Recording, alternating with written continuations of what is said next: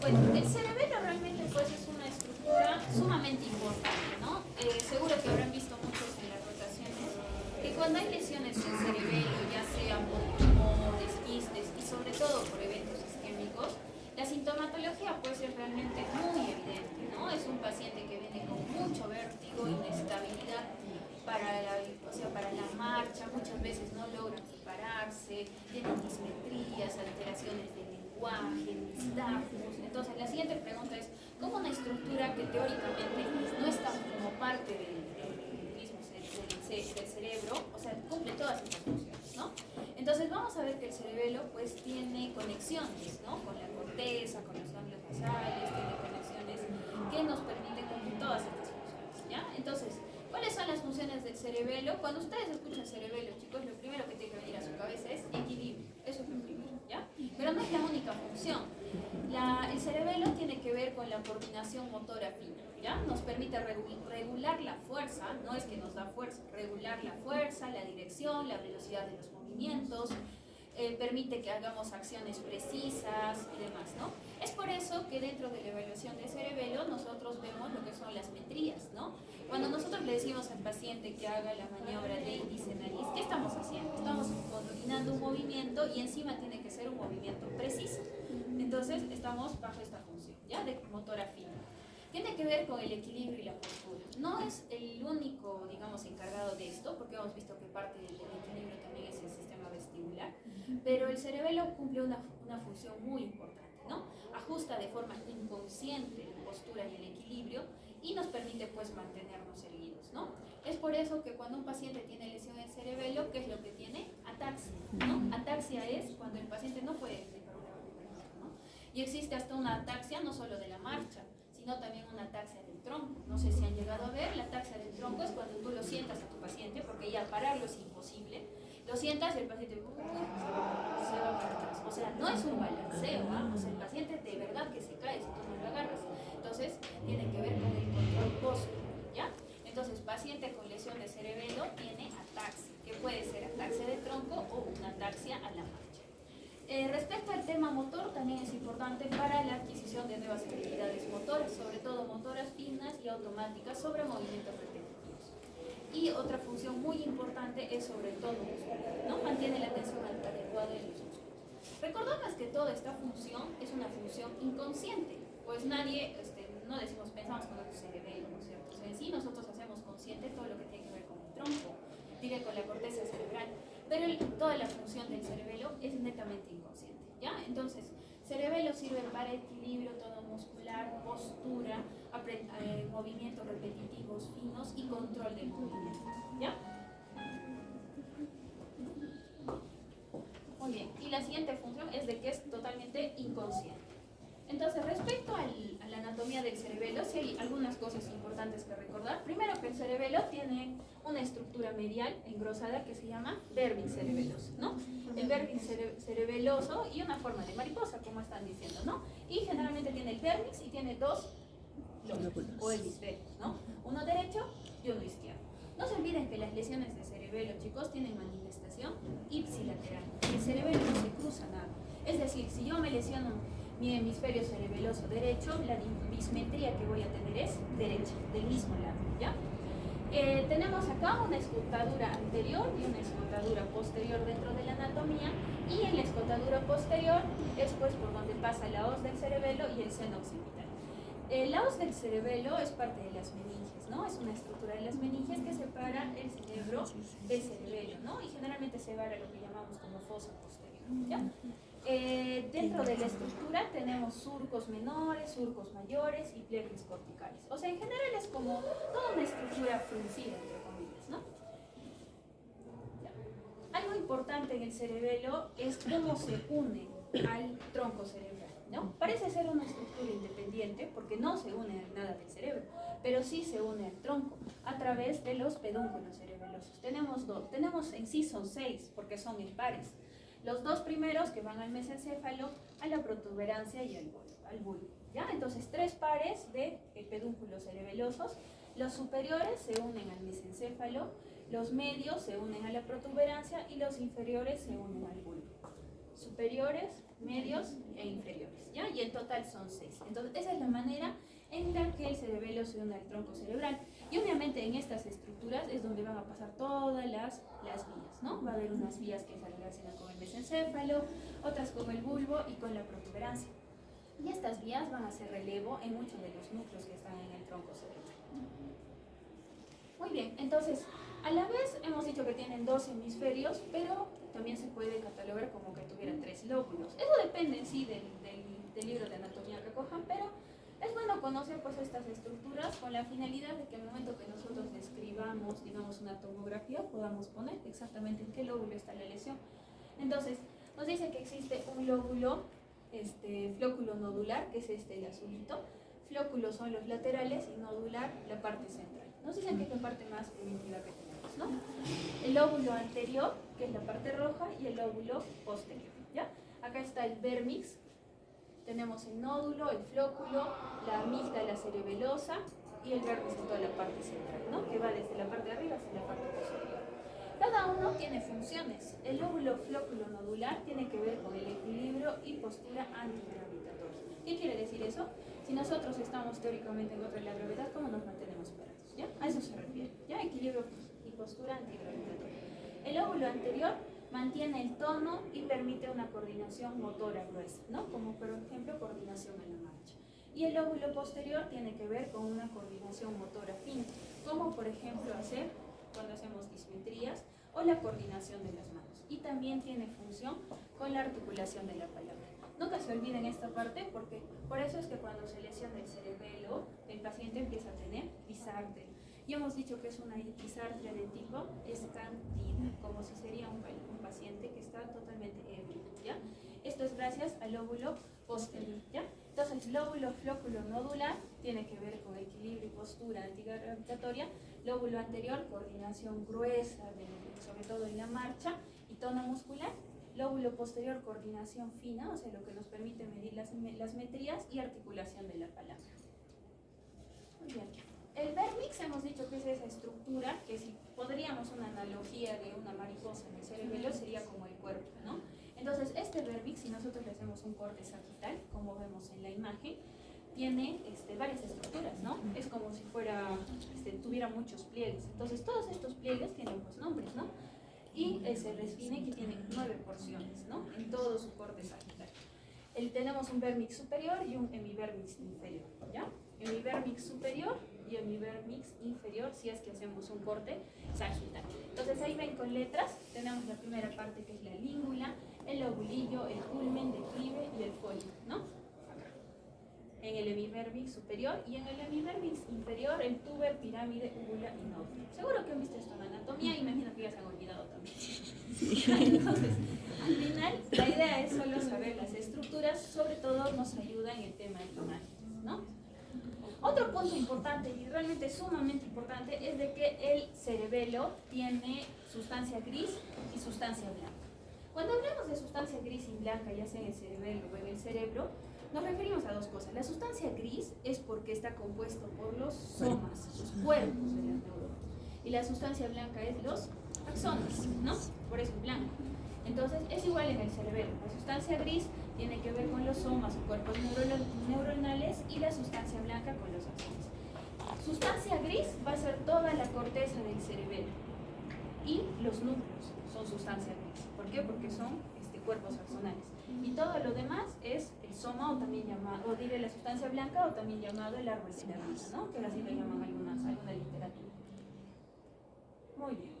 El cerebelo lo que sí tiene son núcleos que son sumamente importantes, sobre todo con el tema del equilibrio. Tenemos el núcleo del fastigio, este sería un corte axial, ¿no es cierto?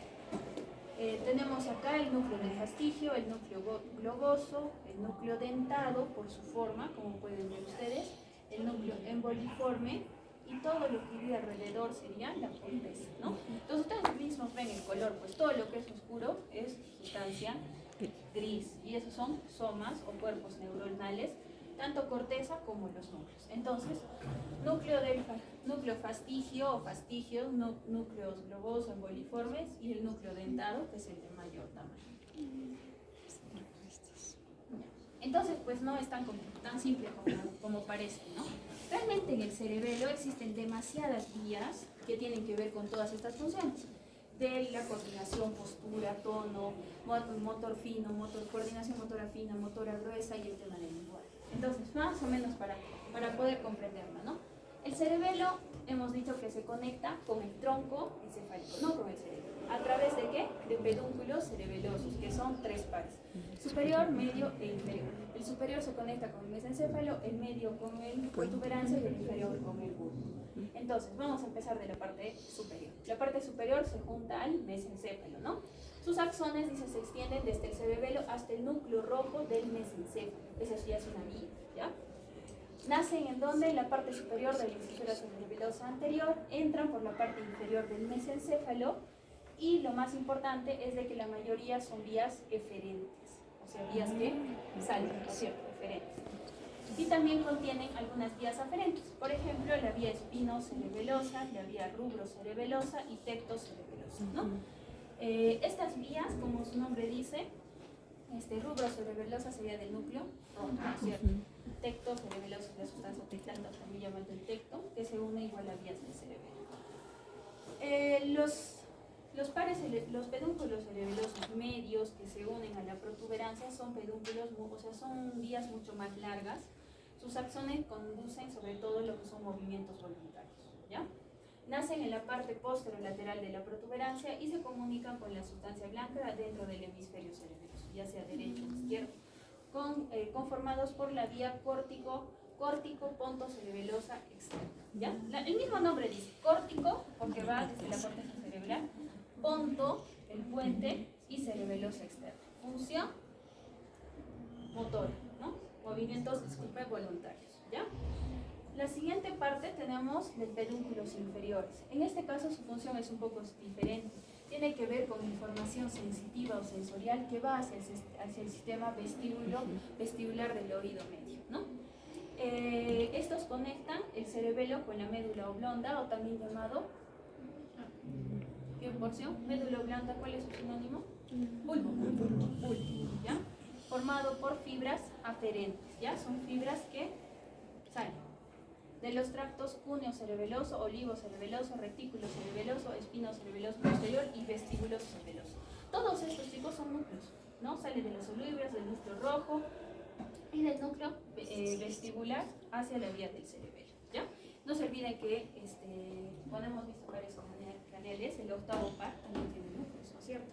Y estos se conectan con el cerebelo. Por eso es que ambos integran el tema del equilibrio. Muy bien. Entonces, más o menos con una finalidad de poder ver las funciones y todo este tema del cerebelo, se ha hecho una subdivisión en tema de funciones, ¿sí? Entonces, las funciones básicamente se parten en 3. El primero, que es el vestíbulo cerebeloso, también llamado flóculo nodular, que hemos visto que es uno de los lóbulos, ¿no es cierto? El más largo, a ver, lo recordamos acá. ¿Dónde está? Acá, ¿no? Flóculo nodular, ¿no? Entonces, ¿cuál es la función? Dice que tiene conexiones con los núcleos vestibulares y reticulares y por lo tanto controla el equilibrio y los movimientos oculares. Por eso es que cuando hay lesiones en el cerebelo existe también nistagmus, ¿no? ¿De qué características? ¿Cómo es el nistagmus cuando es central? ¿Cómo? Vertical y bidireccional, ¿ya? Entonces tiene que ver con esta parte, ¿no? Con el sistema flóculo nodular. Controla el equilibrio y los movimientos oculares. La parte del el lóbulo anterior también tiene la función como espino-cerebelosa. Nos hace conexiones con la médula espinal, por eso se llama espino-cerebeloso. Controla el tono muscular, los movimientos axiales, o sea, el control del tronco, y los movimientos de las extremidades, así como nos permiten tener equilibrio para caminar o en general para caminar, ¿no? Es lo mismo. Entonces, chicos, la función espino-cerebelosa, las uniones entre la médula y el cerebelo, hace que nosotros podamos controlar el tronco, ¿ya? Y nuevamente, por ejemplo, paciente con una lesión cerebelosa puede hacer ataxia de tronco, o sea, no se puede ni parar ni sentar el paciente, ¿ya? Y finalmente el lóbulo posterior tiene que ver con el cerebro, cerebelo o ponto cerebelo. Tiene conexiones hacia la corteza cerebral, ¿ya? Es importante para la planeación de los movimientos, el inicio de los movimientos y la regulación de los movimientos discretos de las extremidades. Nuevamente, lo que vemos, las mételes, ¿ya? Entonces, en resumen, cada lóbulo tiene sus funciones, ¿ya? El lóbulo flóculo nodular tiene que ver con control de equilibrio y movimientos oculares, se une con los nódulos vestibulares, por eso tiene que ver con el equilibrio. El lóbulo anterior, que es el espinocerebelo, como su nombre dice, sus conexiones son con la médula, nos permite mantener el movimiento axial o el control del tronco, así como también el control del tono muscular. Sus conexiones, como ya hemos dicho, son con la médula espinal y favorecen la marcha. Y finalmente el cerebro-cerebelo, que son las uniones con la corteza cerebral para poder hacer movimientos repetitivos, movimientos finos, coordinación fina, ¿sí? Entonces realmente el cerebelo es pues bastante complejo, ¿no? Entonces, como hemos visto, pues hay un montón de vías. Este es realmente tal vez uno de los esquemas más didácticos que encontré. De todas maneras, tampoco es que sea tan simple, ¿no? Por ejemplo, vemos, ¿no? Existen vías de entrada al cerebelo, que son las vías aferentes, ¿no? Desde otras porciones del cerebro, del encéfalo. Por ejemplo, tenemos una vía que es la fascículo olivo-cerebelosa, o sea, está viniendo de los cuerpos olivares, ¿no es cierto?, hacia el cerebelo. Como vemos acá, viene esta parte en la parte morada y se une hacia la oliva inferior, ¿ya? Es una vía aferente. Tenemos también las fibras vestíbulo-cerebelosas, ¿no? Como ven acá, van desde el cerebelo hasta la vía vestibular, ¿ya? Y miren, en el cerebelo tenemos acá el lóbulo flóculo nodular, ¿no? Que hemos dicho que se conexiona con el sistema vestibular. Entonces, esta vía viene en el cerebelo, nódulo flóculo lobular, y se va hacia la vía vestibular, ¿no? Y por lo tanto, ambos se van a encargar del equilibrio. La siguiente es las fibras retículo-cerebelosas, ¿no? También parten del cerebelo, sobre todo de la parte más de la corteza, y llegan acá al tronco, ¿no? Más o menos al nivel de la protuberancia. Podemos ver que existen otras vías. Miren, acá está el núcleo rojo, lo hemos mencionado por adelante. O sea, realmente este tema es un poco complejo, chicos, pero en general el mensaje es el siguiente. Existen vías del cerebelo que van hacia el sistema vestibular, existen vías que van hacia la corteza y existen vías que van hacia la médula espinal, ¿ya? Ese es, digamos que, el mensaje. Entonces, por ejemplo, acá tenemos una de las vías de entrada o vías aferentes, que es la fascículo espinocerebelosa dorsal, ¿no? Entonces, ¿de dónde estaría viniendo? Espino, médula espinal, ¿no? Entonces, el estímulo, en este caso, está a nivel de los receptores, del uso muscular, ¿no? Tiene que ver con la posición y esas cosas, ¿no? Entonces, este es el receptor, llega a la médula espinal por el asta posterior, asciende también por la parte lateral y a nivel más o menos de la protuberancia entra el cerebelo, ¿no? Si es a nivel de la protuberancia, ¿por cuál de los pedúnculos sería? Medios, ¿no? Protuberancias, pedúnculos medios, ¿no? Entonces, la vía fascículo espinocerebelosa dorsal nuevamente tiene receptor en el órgano tendinoso de Golgi, en los usos musculares, asciende por la asta posterior, sube por la médula y entra por el pedúnculo cerebeloso medio hasta llegar al cerebro, ¿ya? Entonces, esto nos dice que todas estas recepciones sensitivas, sobre todo de los usos musculares, del órgano de Golgi, llega también al cerebro. Entonces, luego de habernos ahí visto todas las vías, realmente las vías son un poquito más complejas de eso, pero en sí no es pues un curso de anatomía, ¿no? Pero tenemos que comprender por qué hay manifestaciones semiológicas. Entonces, ahora sí lo que nos compete un poco más. Cuando nosotros hablamos de semiología y queremos ver síntomas de cerebelo, básicamente el paciente viene con vértigo, cefalea y vómitos, ¿ya? Nunca se olviden. Las lesiones de cerebelo, chicos, dan una sensación ilusoria de giro. Y hemos dicho que eso se llama vértigo, ¿no es cierto? No mareo, no es es giro, como si estarían en una ruleta, ¿sí? Sensación ilusoria de giro, vértigo. El vértigo del cerebelo, chicos, generalmente es un vértigo súbito, ¿no? Es un vértigo muy intenso, llegando a ser tan intenso que una persona no puede ni mantenerse de pie. Luego hay cefalea, ¿ya? Este es otro punto bien importante. Los infartos o infartos, sobre todo de cerebelo, son uno de los únicos infartos que vienen con cefalea, ¿ya? Los infartos generalmente no dan dolor, El paciente está normal, yo estoy hablando y de un momento a otro pierdo la fuerza, disartria, pero nunca me dolió la cabeza. a diferencia de los ACVs hemorrágicos. Cuando hay hemorragia sí hay dolor de cabeza, pero uno de los infartos que sí da dolor de cabeza es el infarto de cerebelo. Hemos visto con los chicos ayer, creo, ayer ha sido, ¿no? Ayer hemos visto, ¿se acuerdan el chico que estaba repartiendo, ¿no?, sus recibos de luz y dice de un momento a otro un dolor terrible, terrible en la cabeza, así terrible que él mismo dice, no podía ni agarrarme y me he quedado botado en el piso porque era imposible levantarme y después que hubo vómitos, ¿ya? Entonces ese caso nunca se olvida, ¿ya? Entonces, vértigo intenso, sensación ilusoria de giro, cefalea, náuseas y vómitos, ¿ya?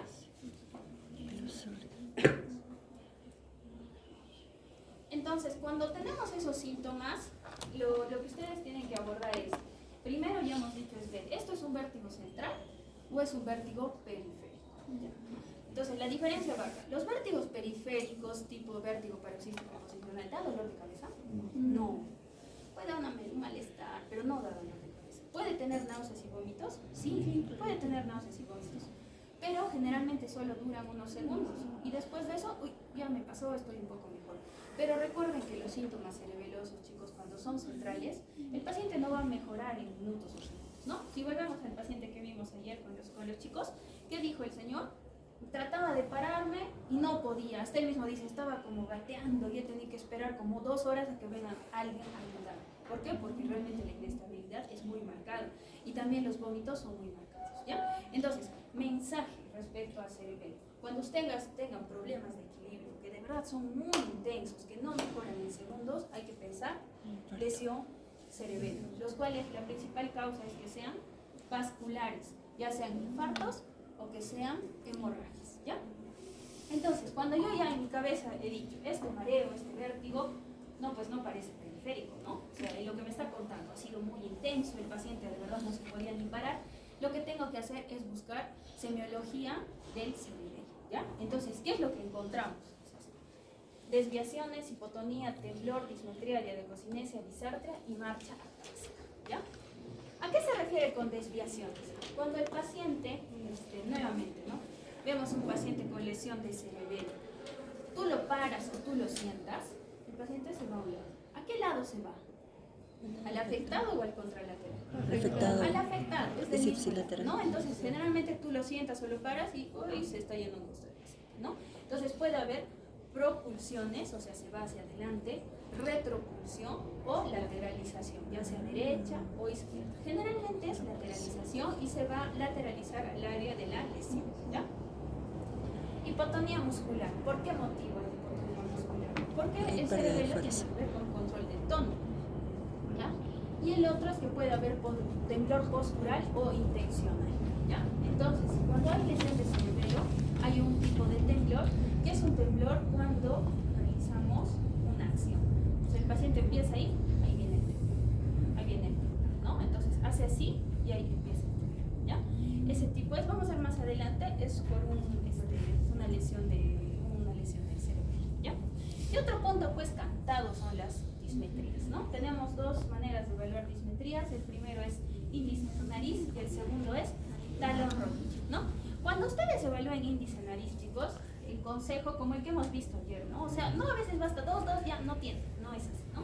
Primero hay que hacerlo con ojos abiertos y después hay que hacerlo con ojos cerrados. Y las dismetrías pueden venir en muchos grados, ¿no? Pueden haber algunas que son, pues, evidentes, ¿no? El paciente hace y está así con su mano por el lado. Pero hay otras que son muy sutiles, como la que hemos visto ayer, que era así, muy sutil, ¿eh? Muy sutil, se va a un lado.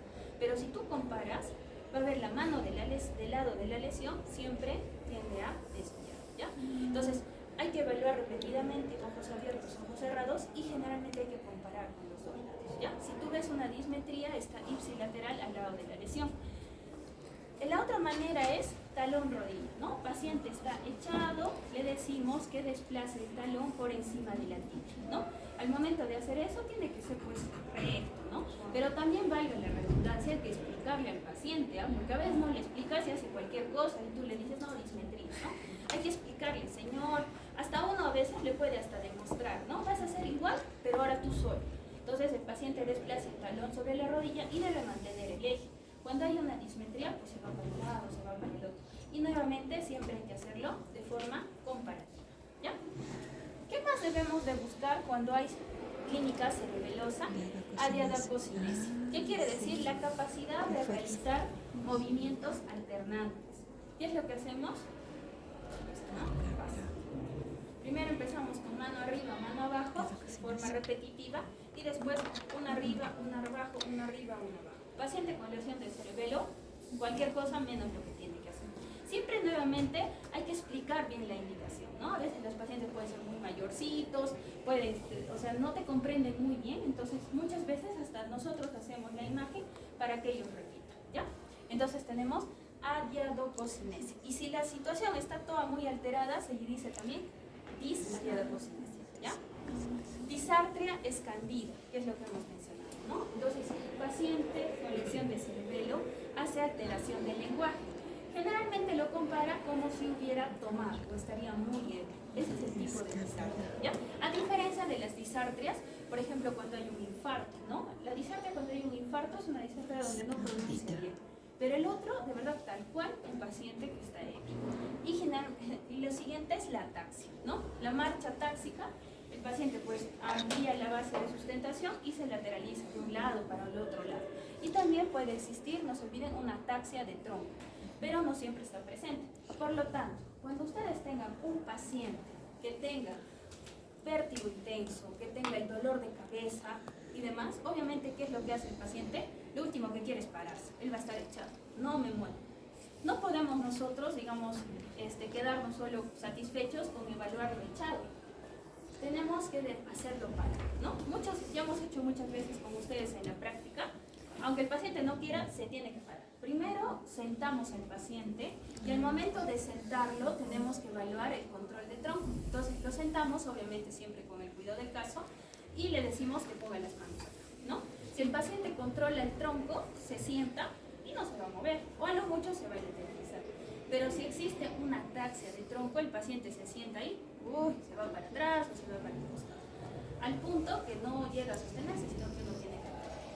Y lo siguiente, después de evaluar eso, es que hay que parar, ¿ya? De todas maneras, al parar al paciente, siempre igual tiene que ser con la seguridad del caso y hay que tratar de que dé algunos pasos. A veces, chicos, cuando los infartos o las lesiones tienen un par de días, ya no encontramos dismetría, disartria, pero lo que sí queda es la ataxia de marcha. Entonces, si ustedes no hacen caminar a su paciente, nunca se van a enterar que está bien, ¿no? Entonces, eso a raíz de un ejemplo, hemos visto hace poquito en piso el señor, ¿se acuerdan? El que tuvo hematemesis. ¿Se acuerdan de ese paciente? Se tuvo hematemesis. No, la señora, había una señora también. Ahí está, la señora también, ¿no? La señora, cuando le hemos parado, estaba echada y te dice, sí, tranquila, yo no me mareo, ya estoy mucho mejor, todo bien. La paras y empieza a agarrarse, ¿no? Pero sí controlabas el tronco. Exacto, ¿no? Entonces, chicos, igual ese del otro paciente que había, era un señor que dice, viene, miren, para que más o menos ahí se les quede el ejemplo. El señor viene porque dice, está normal, y de un momento a otro, mucha inestabilidad, ¿no? Te dice, ya no me podía agarrar, mi esposa me sujetó y pasó un rato y esperé y no me mejoró. No me mejoró y me empezó a dar un poco de náuseas. Entonces la esposa se asusta y dice, no, vamos al hospital. Lo llevan al hospital y en lo que está la espera, pues que es bastante larga, el señor empieza a tener vómitos. ¿Serán vómitos espontáneos o habrán sido vómitos tal vez por el tema de la lesión del cerebro? Lo más probable es que sea por eso, ¿no? Empieza a vomitar bastante y luego empieza a vomitar, hace un hematemesis, ¿no? Entonces dijeron, no, ya no es un problema de equilibrio, ahora se volvió en una hemorragia intestina, ¿no? Entonces todo se centra en una hemorragia intestina, ¿no? Le hacen endoscopía, lo hidratan, lo ponen en el tapeo y demás, y ya se supone que resolvió. Pero nuevamente, como nadie escucha al paciente, ¿qué dice el paciente? No me puedo parar, no puedo caminar, me estoy mareando. Todo el mundo lo atribuye a que fue a causa de la hemorragia. Pero cuando lo evaluamos, ¿qué es lo que te refiere? Él ni siquiera se queja de dolor, ¿eh? Lo que él te dice es, no puedo pararme, no puedo caminar, y yo hasta antes de esto hacía mis cosas normales. Entonces, lo examinamos, no le encontramos nada. No tenía disartria, no tenía dismetría, absolutamente nada. Lo hacemos parar y ahí viene el problema. El paciente está atáxico, ¿no? Ampliación de base, necesita apoyo y se lateraliza. Entonces, ustedes dicen, por más hemorragia que yo tenga, si la hemorragia está resuelta, ¿tendría razón que yo siga atáxico? No tiene razón. Entonces, el problema inició mucho antes del sangrado. El paciente le tomamos una resonancia y tuvo un infarto, exactamente en uno de los pedúnculos cerebrales. amilosis. O sea, no era en el cerebelo, pero era en el pedúnculo. Y ahí estaba. Y eso fue el problema de todo. Y probablemente esos vómitos repetitivos, que al final si fueron con sangre, era parte de la clínica cerebelosa. ¿Ya? Entonces, otra vez, paciente con vértigo intenso, inestabilidad postural, cefalea, náuseas y vómitos, buscamos desviaciones, hipotonía muscular, temblor, dismetría, hiadatocinesia, disartria y marcha atrásica. Tiene que evaluarse todos, ¿ah? No, con uno a veces no es suficiente. Muy bien, chicos. Entonces, esto es respecto a cerebelo, ¿ya? ¿Alguna pregunta hasta ahí? ¿Alguna duda? ¿Algo? Muy bien. Ahora vamos a ver la vía extrapiramidal, que es el otro tema del día. Ya, esto es un poquito más, digamos, más confuso, pero básicamente la idea es esta. Nosotros tenemos una vía piramidal y una vía extrapiramidal. La vía piramidal está a cargo de ¿qué vía? La vía piramidal, ¿no? Que decusa el 90% en el bulbo y todo más. Esta vía, ¿qué hace? Controla el movimiento voluntario. O sea, yo quiero levantar mi pierna, quiero moverme, quiero poner un movimiento voluntario. La vía extrapiramidal tiene que ver con el movimiento involuntario. Y en este caso está encargada por los ganglios basales. ¿Ya? Eso es lo primero que digo. Entonces, vía piramidal es la vía córtico-espinal, movimientos voluntarios, vía extrapiramidal, ganglios basales, movimientos involuntarios. Toda lesión en la vía extrapiramidal, en cualquiera de estos ganglios basales, nos va a generar movimientos involuntarios, que pueden ser temblores, coreas, hemibalismos, atetosis, etc. ¿Ya? Muy bien. Entonces, ¿cuál es la función de la vía extrapiramidal? El control de movimientos. ¿Ya? Inician, regulan, suavizan o minimizan los movimientos voluntarios. ¿Ya? Tiene que ver también con el aprendizaje motor, participa en la formación de hábitos y procedimientos motores, y también tienen que ver con el control del tono muscular. ¿De acuerdo? Muy bien. Entonces, chicos, los ganglios basales son estructuras de sustancia gris o sustancia blanca. Gris. Gris, que están, pues, están en el encéfalo, ¿no? Como pueden ver acá. Cuando les preguntes cuáles son los gran ganglios basales, núcleo caudado, putamen, globo pálido, núcleo subtalámico de Lewis o sustancia negra. Y si yo junto estos dos, ¿cómo se llama? Cuerpo ¿Recuerdan? geniculado. ¿Recuerdan? Estriado. No, la cápsula interna es la estructura que está por detrás del estriado. ¿Ya? No se olviden, es diferente. Es por detrás. Entonces tenemos núcleo caudado, putamen o globo pálido, que junto hacen el núcleo estriado, núcleo subtalámico y la sustancia gris. ¿Ya? Todos ellos son ganglios basales y por lo tanto la vía extrapiramidal está conformada entre todas las acciones de estos ganglios basales. Entonces, para recordar, el núcleo caudado, disculpen, me equivoco, chicos, es acá, putamen y globo pálido es estriado. El núcleo caudado forma parte del estriado implicado en el control motor y cognitivo. ¿Ya? Y está acá el núcleo caudado. Este es el putamen, que está más externo, y este es el núcleo pálido, que está un poco más interno. Y este de atrás es la cápsula interna. ¿Quién pasaba por el brazo posterior de la cápsula interna? ¿Se acuerdan? Fibras corticoespinales. ¿Qué? Fibras ¿Qué corticoespinales. vías? ¿Se acuerdan? Corticoespinales. La vía piramidal. ¿Ya? La vía piramidal, toda la vía motora pasaba por el brazo posterior. Por eso cuando había pequeños infartos, el paciente puede quedar hemipléjico. ¿Se acuerdan de la doctora que hemos visto el infarto? Tiene un infarto en el brazo posterior. Su infarto mide menos de 1 centímetro, pero está pléjico, ¿no? Es porque está en el brazo posterior de la cápsula interna. Muy bien. El putamen, en este caso, es un componente más lateral, crucial para la ejecución motora. El globo pálido también tiene su segmento interno y su segmento externo. Algunos lo llaman como un pálido medial, pálido lateral, o también se puede llamar como interno o externo. Regula la actividad dinámica. El núcleo subtalámico, también llamado núcleo subtalámico de Lewis, interviene en la regulación de las áreas motoras. Y la sustancia negra sí es sumamente importante. ¿Qué produce? Dopamina. Dopamina. Cuando deja de producirse la dopamina, ¿qué te da? Parkinson. ¿Ya? Sobre todo, ¿en qué parte? La pars compacta, ¿no es cierto? La pars compacta es la que produce dopamina. ¿Ya? Entonces, todo esto tiene que ver con la regulación del movimiento.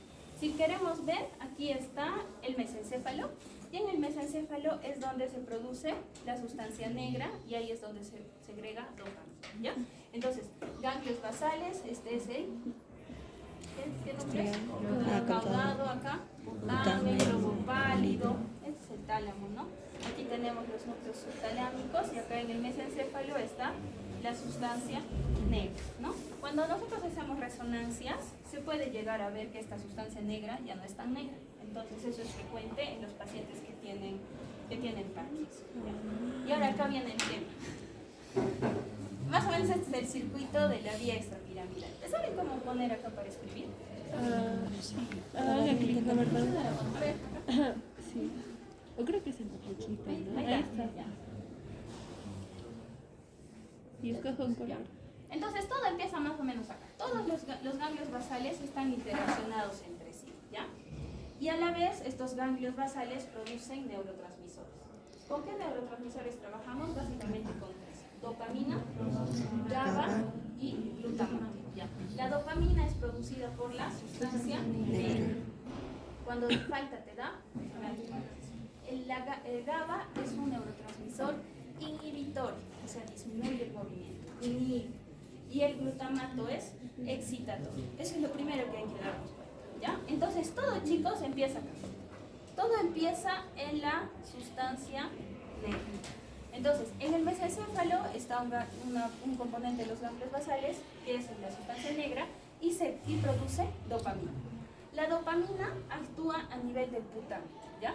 En el putamen existen dos tipos de receptores: los receptores D1 y los receptores D2, ¿ya? Sobre todo actúan a nivel de los receptores D1 de forma positiva, ¿ya? Y eso se llama la vía directa. Entonces tenemos los receptores D1, que son la vía directa. Cuando vean, cuando tenemos vía extrapiramidal, tenemos una vía directa y una vía indirecta, ¿ya? Entonces la vía directa. Esta vía directa lo que hace es de que estimula, o sea, hace que el putamen produzca neurotransmisores. Pero sobre todo, ¿qué neurotransmisor? GABA. Este GABA actúa sobre el glóbulo pálido medial o interno. El GABA es inhibitorio. Entonces, este GABA inhibe, ¿no? Actúa de forma inhibitoria con el globo pálido medial, ¿no? El glóbulo pálido medial produce GABA, pero como este lo está inhibiendo, disminuye la producción de GABA. Por lo tanto, tiene una actividad positiva sobre los núcleos motores del tálamo. Y en resumen, la vía directa activa el movimiento. ¿Sí? ¿Me entendieron? ¿Otra vez? Ya, otra vez, porque esta parte es bien compleja. Entonces, nuevamente, la vía extrapiramidal tiene dos vías: la vía directa y la vía indirecta. La dopamina lo produce la sustancia negra. El GABA es un neurotransmisor inhibitorio. El glutamato es excitatorio. Todo empieza en el mesencéfalo cuando mi sustancia negra produce dopamina. Tenemos dos tipos de receptores que actúan en el putamen: el receptor D1 y el receptor D2. Sobre todo actúa en el receptor D1 y esto se va a lo que llamamos la vía directa. La dopamina activa el putamen y el putamen produce varios neurotransmisores, pero dentro de ellos, sobre todo, GABA. Este GABA actúa sobre el glóbulo pálido y al ser inhibitorio hace que produzca a la vez menos cantidad de GABA, porque la función del globo pálido medial es producir GABA. Al producirse poca cantidad de GABA, el GABA sería inhibitorio. Si hay poquito, ¿qué va a haber? Activación del movimiento, activación sobre los núcleos motores del tálamo. Y por lo tanto, la vía directa activa el movimiento, porque hay poca cantidad de GABA. ¿Entendieron? Ya. Por otro lado, tenemos otra vía, que es la vía indirecta, donde se activan los receptores B2. Esta es la vía indirecta. ¿Ya? Entonces, otra vez, regresamos al mismo momento. La vía indirecta, nuevamente, tenemos la sustancia negra que produce dopamina. La dopamina en la vía indirecta actúa sobre los receptores D2 del putamen. estos van a actuar sobre el glóbulo pálido lateral, ¿ya? Este era el medial y este es el lateral, ¿ya? Este glóbulo pálido lateral actúa sobre el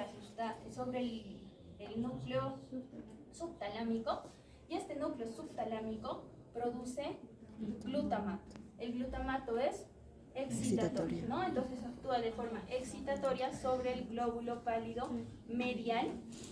¿Qué produce el glóbulo pálido medial? GABA. Por lo tanto, la vía indirecta sube el GABA, ¿no? Y al subir el GABA, ¿qué tenemos? Inhibición, porque es inhibitorio. Por lo tanto, la vía indirecta inhibe el movimiento. ¿Ya? ¿Por qué se llama vía indirecta? Porque de forma indirecta vuelve a llegar al globo pálido medial. ¿Me entienden? ¿Seguro? Seguro, ¿no es cierto? Porque esto es bien confuso. Ya, entonces, al final...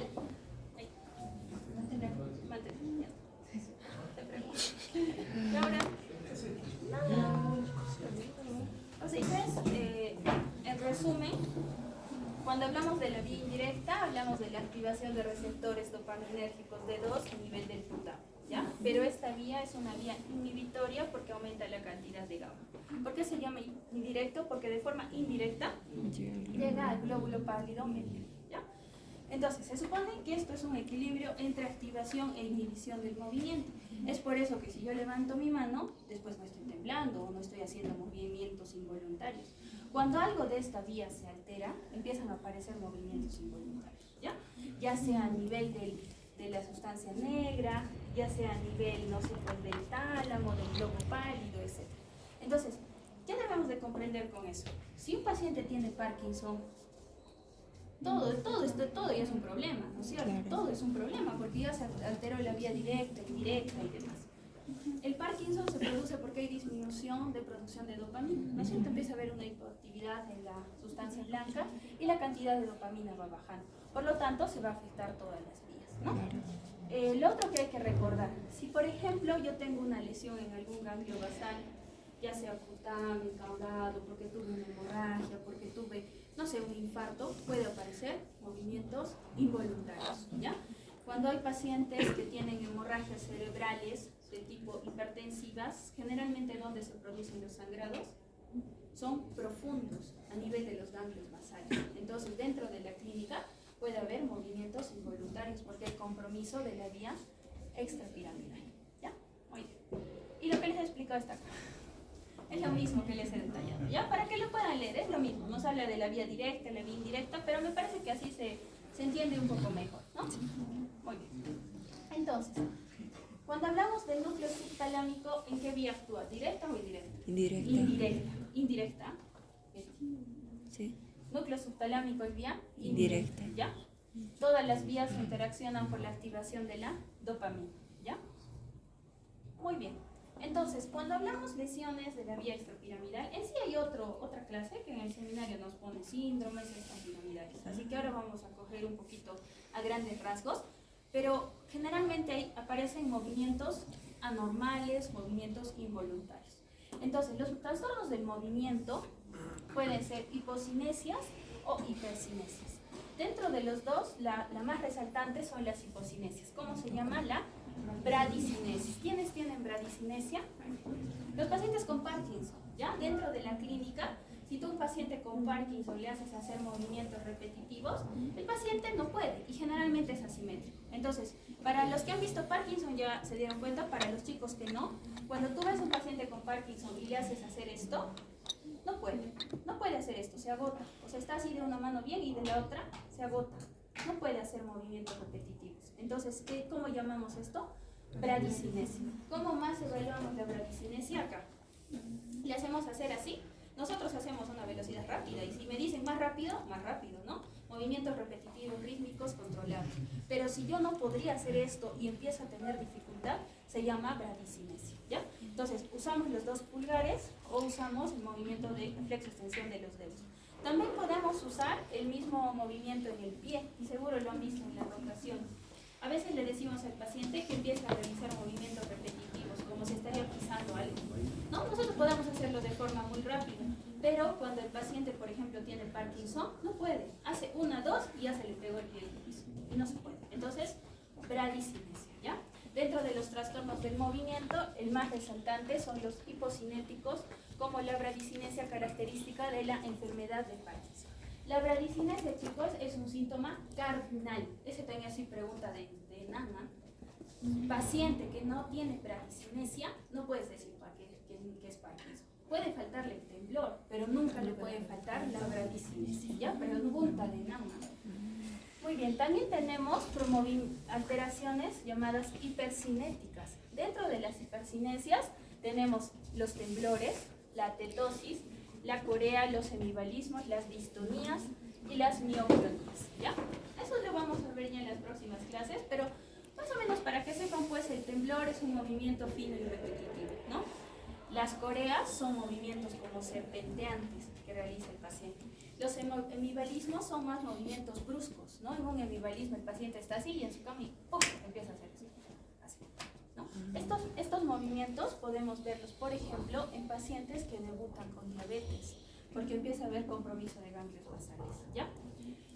Las distonías son de grupos musculares más grandes y las mioclonías son como saltos, ¿ya? Entonces, las mioclonías son movimientos involuntarios que pueden presentarse por alteración de la vía extrapiramidal, pero también pueden ser manifestación de lesión de la vía piramidal, ¿ya? De la corteza. Ustedes han escuchado que existen epilepsias mioclónicas, ¿no? No sé, en las rotaciones hemos visto epilepsias mioclónicas.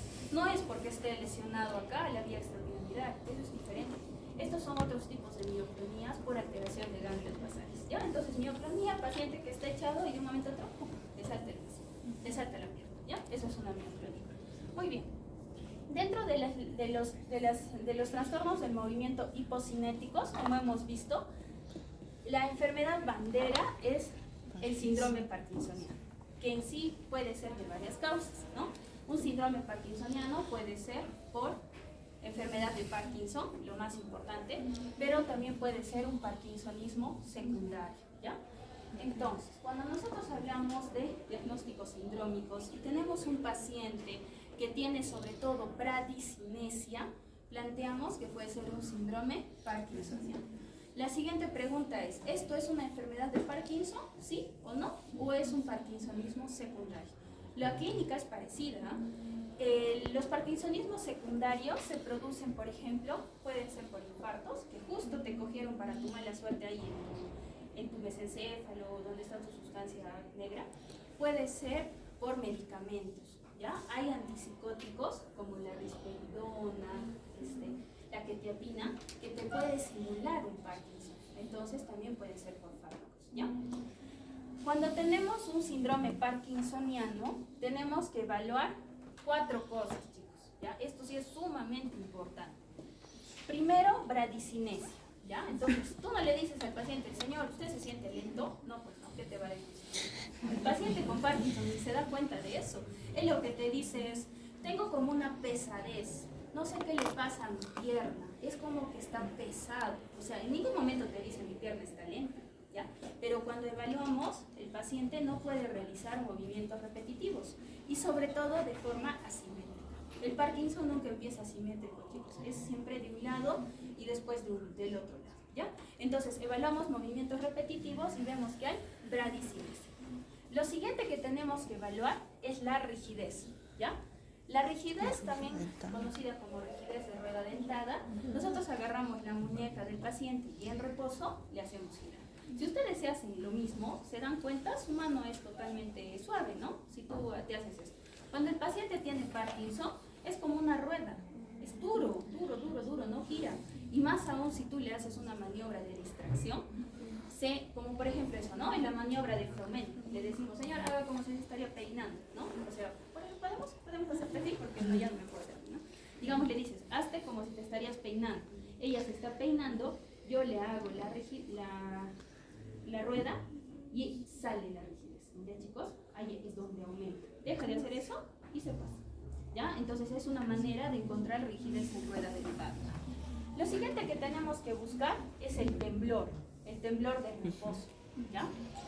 ¿Qué quiere decir temblor de reposo? Que mi mano está descansada, yo no estoy moviendo nada y empieza esto. Es un temblor en cuenta monedas, ¿no? O mi paciente está caminando, yo no me muevo y su mano acá. ¿Ya? Así mueve. Eso es el temblor del Parkinson. Temblor en cuentamonedas, temblor en reposo. Si el paciente coge algo, su celular, sus cubiertos, no hay temblor. El temblor es cuando la mano está en reposo. ¿Ya? Y lo siguiente es la inestabilidad a la marcha. ¿Ya? Si tú a ese paciente le haces caminar rápido, se va para adelante o a veces se puede perder la estabilidad y hasta caerse. Entonces, cuando tenemos nuevamente, chicos, un trastorno de hipocinéticos en el cual el síntoma cardinal es la bradicinesia, tenemos que pensar en un síndrome parkinsoniano. Y cuando hay síndrome parkinsoniano evaluamos 4 cosas. Primero, bradicinesia. Segundo, temblor de reposo. Tercero, rigidez en rueda dentada. Y cuarto, inestabilidad a la marcha. ¿Ya? Y la siguiente pregunta es, ¿esto es una enfermedad de Parkinson o es un parkinsonismo secundario? Lo más frecuente es que sea enfermedad de Parkinson. ¿Cómo sabemos si es uno o el otro? Le damos levodopa, pues si funciona, es Parkinson. Así de fácil es, chicos. Y obviamente para ver parkinsonismo secundario, descartamos, ¿no? Señor, usted no consume risperidona y ese tipo de cosas, ¿ya? Y otro, en el tema de tipos de trastornos anormales del movimiento, también puede haber trastornos del tono, ¿ya? Muy bien. Ahora vamos a hablar un tema bien importante en movimientos involuntarios. Realmente son muy frecuentes, o son muy más bien variados, ¿no? Como hemos dicho, puede haber temblor, puede haber coreas, semivalismos, atetosis, pero estos son un poco más raros. Lo que van a ver sí súper frecuente es el temblor en la mano, ¿ya? Entonces, cuando nosotros tenemos temblor, chicos, para empezar el temblor es un movimiento rítmico e involuntario, ¿ya? Si nosotros vemos un temblor en la mano, sigue un movimiento, ¿no? El temblor se mide por hertz, ¿ya? Existen frecuencias de hertz de 4 a 7 hertz o más de 12, etc. Eso más que todo lo vemos con electromiografía, pero lo que sí tienen que saber es que es un movimiento rítmico. Tenemos 2 tipos de temblores, el temblor de reposo y el temblor de acción. El temblor de reposo, ¿quién es así patognomónico? Parkinson, ¿ya? Entonces, nuevamente, cuando tengan un paciente que por ahí les dice, les tiembla la mano, estamos en la obligación de evaluar temblor de reposo. ¿Cómo evaluamos temblor de reposo? Lo sientan al paciente para empezar, ¿ah? Nunca es para. Le ponen las manos en las piernas. Seguro que ya han visto con los chicos que han rotado. Le ponemos las manos en la pierna, no debe hacer ningún movimiento, ¿ah? Y lo empezamos a estresar. Le hacen preguntas, lo estresan al paciente y ahí aparece el temblor, ¿ya? Y a veces no aparece en la mano, a veces aparece en la pierna. Entonces me están preguntando y mi pierna. Temblor de reposo, ¿ya? Entonces, no hay manera, porque tú le estás preguntando. Y cuando le empiezas a hacer preguntas, la concentración está en otra cosa. Entonces, por más nervioso que yo esté y esté en este plan, cuando tú me preguntas, eso se borró. Y aparece solo cuando es un temblor involuntario, ¿ya? Entonces, temblores de reposo se evalúan con el paciente sentado, piernas colgadas, no piernas sobre la gradilla, porque si ya pones sobre la gradilla, ya no es reposo.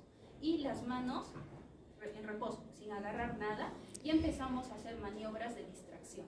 ¿Cuáles son las principales maniobras de distracción? Uno es que tú le empieces a preguntar de todo, y el paciente te contesta y ahí aparece. La otra es que le digamos, señor, cuente para atrás, 100, menos 7, menos 7, menos 7, y le empezamos a preguntar más rápido, más rápido, más rápido, y obviamente no puede, y ahí es donde aparece. ¿Ya? No es, digamos que no es correcto que solo nos conformemos con poner la mano, ya, no hay, pues, o sea, no es eso, ¿no? Tenemos que inducir a que aparezca el temblor. Y por lo tanto, si ustedes no ven temblor de inicio, tienen que empezar a hacer maniobras de distracción. ¿De acuerdo? El otro punto son los temblores de acción. Los temblores de acción pueden ser postural o cinético, ¿ya? El temblor postural hay de 2 tipos, el temblor esencial y el temblor fisiológico. ¿Qué es un temblor postural? Señor, levante su mano. Eso es el temblor postural, ¿ya? Entonces empiezan y acá, ¿no? como la paciente que hemos visto ahora, ¿no? La señora de la cabecita, acá, ¿no? Entonces, levanta la mano, cuando está en reposo no hay temblor, levanta la mano y se mueve. Puede ser de dos tipos, el temblor esencial o el temblor fisiológico. El temblor fisiológico es un temblor que todos nosotros tenemos, que muchas veces llega a ser imperceptible. Solo aparece cuando, por ejemplo, estamos muy estresados, no dormimos o hacemos mucha actividad física. No sé si alguna vez les ha pasado que cuando digamos, no sé, pues se pueden agarrar boli o algo así demasiado, a ver después cómo está tu mano, empieza a temblar, ¿no? Porque hay como una fatiga muscular. Entonces, eso se llama temblor fisiológico. Generalmente lo tenemos, aumenta con el estrés, aumenta con la cafeína, aumenta con el frío y aumenta con el ejercicio, ¿ya? Pero existe otro temblor que es el temblor esencial. El temblor esencial es otro tipo de temblor de postural en el cual el paciente levanta y aparece, ¿no? Generalmente aparece en personas mayores, es un temblor con un componente genético y es benigno, ¿ah? Y lo primero, chicos, cuando ustedes tienen temblor, y eso tienen que saberlo, es que tienen que diferenciar si es un Parkinson o no, porque muchos pacientes tienen temblor fisiológico y les dicen que tienen Parkinson, y obviamente el pronóstico es totalmente diferente, ¿no? Cuando tienes temblor fisiológico, les damos propranolol y el paciente se le pasó. Y generalmente aumenta un poquito, pero no genera más problemas. Pero cuando es un temblor, cuando es Parkinson, es una enfermedad progresiva que te va a dar demencia, te va a dejar postrado, entonces no puede haber error por una mala interpretación del tipo de temblor. ¿De acuerdo? Entonces, el temblor postural estamos diciendo que es colocando la mano. El temblor cinético, también llamado temblor de intención, es este de acá. Cuando yo hago esto, mi mano no tiene. Pero si yo hago esto y al llegar temblor cerebeloso o temblor de intención, ¿ya? Muy bien. Es como la paciente que le temblaba la cabeza. Ah, ya. Ese también, bueno, no puse acá el temblor cefálico, pero existe un temblor, chicos. ¿Han visto? Siempre les comparo esto. De los adornitos de los carros, las cabecitas que se mueven. ¿Han visto? Ya, hay un tipo de temblor que se llama el temblor cefálico, que es de la misma familia, es el mismo, es el temblor esencial, ¿ya? Entonces, a algunas personas se les puede presentar con temblor cefálico y a otras personas con temblor de la mano, o alguno con los dos, como el que hemos visto ahora, ¿no? Generalmente los pacientes con temblor cefálico, ellos no se dan cuenta, el que se da cuenta es su familia, y les dice, oye, ¿estás moviendo tu cabeza? No, yo no muevo mi cabeza. ¿Estás moviendo tu cabeza? El paciente ni cuenta se da, y el paciente empieza a hacer así. Es un temblor, chicos, en negación, nunca es hacia adelante, el temblor es lateral, muy suave, ¿ya? Cuando ven eso, ya temblor esencial, ya está, y les dan, ¿sí? Muy bien, entonces, resumen de temblores. Cuando ustedes tengan un paciente que le tiembla la mano o que les dice que le tiembla la mano, están obligados a evaluar el temblor en tres formas: temblor de reposo, temblor postural y temblor de intención, ¿ya? Esas tres cosas hay que hacer. Se hace también la prueba de la espiral y de la escritura, eso lo vamos a ver cuando hagamos síndromes, pero esto es lo más básico, ¿ya? Acá hay un video, lo que pasa es que es un video grande y no lo pude desglosar, pero acá hay ejemplos de temblores. Igual se los dejo para que en algún momento puedan verlo. Es un video bien interesante sobre temblor, ¿no? Es de un doctor del Instituto de Ciencias Neurológicas que tiene especialidad sobre el temblor, ¿ya? Entonces, acá había el temblor. Mucha frecuencia, poca frecuencia de 8, 10, 12 Hz, pueden ser incluso hasta casi examinar bien y generar estas tres situaciones en el paciente, persona en estas extremidades. Lo que aumenta es la amplitud, la frecuencia, darle mayor importancia. Vamos a mirar un ejemplo de este temblor.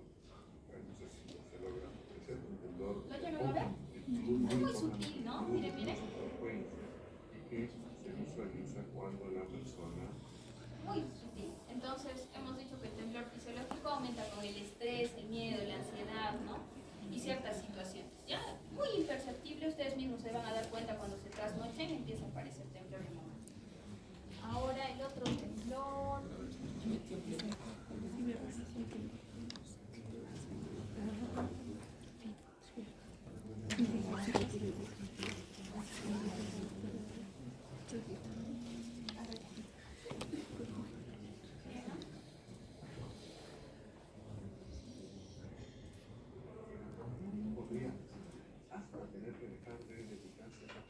situación con la cual toda su vida tendría que modificarse. Entonces el temblor esencial, siendo una enfermedad frecuente, que no tiene nada que ver con el Parkinson, que es monosintomática y que tiene un buen tratamiento en la mayoría de las personas, en algunas situaciones sí podría ser tremendamente devastador la presencia de temblores esenciales. Miren chicos, este es un temblor esencial, ¿ya? Veamos un ejemplo. ¿Ven? Es un temblor postural, ¿no?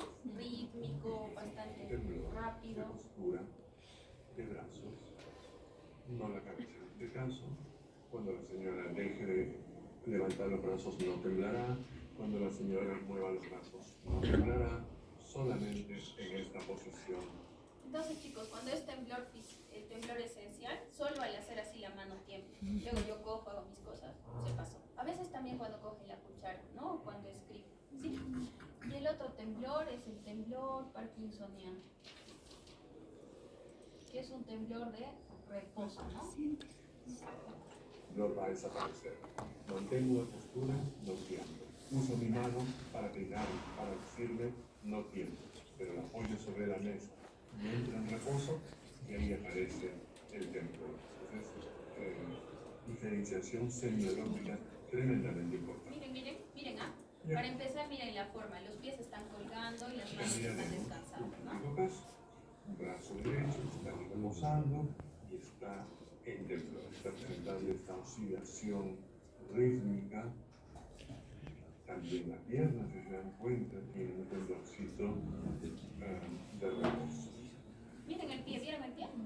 ¿Vieron o no vieron el pie? Ya, mira otra vez, ¿ya? Van a observar el pie, chicos. ¿Has visto? Está ahí reposando y está en temblor. Miren que le tiembla el mismo lado, hemos dicho que el Parkinson es ipsilateral.